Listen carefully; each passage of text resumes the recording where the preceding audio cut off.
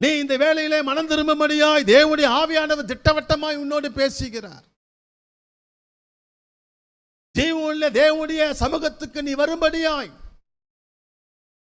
பாவத்தை விட்டு வெளியே வரும்படியாய், சத்தியத்திற்கு நீ கீழ்ப்படும்படியாய், தெய்வீக ஆளுகைக்கு நீ கீழ்ப்படும்படியாய், பரிசுத்த ஆவியினால் நீ நிரப்பப்படும்படியாய், பரிசுத்தமாய் வாழும்படியாய் இதோ இயேசு உன்னோடு பேசிக் கொண்டிருக்கிறார்.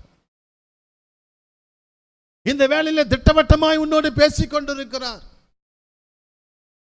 நீ கீழ்ப்படிந்து மெய் மனஸ்தாபத்தோடு தேவனுடைய பக்கம் நீ திரும்புவாயானால் நியாய தீர்ப்பு உன்மேல் வருவது தடுக்கப்படும். அல்ல என்றால் நியாய தீர்ப்பு உன்மேல் வரும். இதோ இயேசு உன்னோடு இந்த வேளையிலே திட்டவட்டமாய் பேசிக் கொண்டிருக்கிறார். தானியேல் 2 அதிகாரம் 44 நாம் வாசிப்போம்.